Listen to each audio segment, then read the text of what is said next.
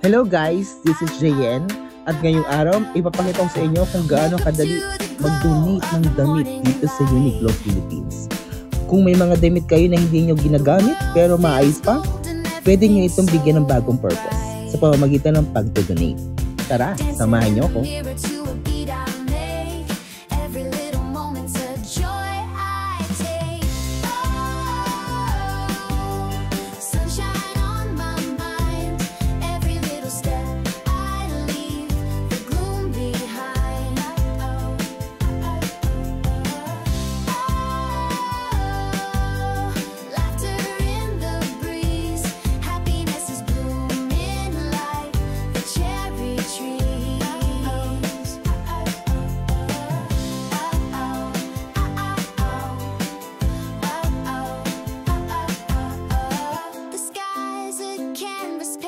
Halos lahat ng Uniqlo branches ay may ganitong donation box.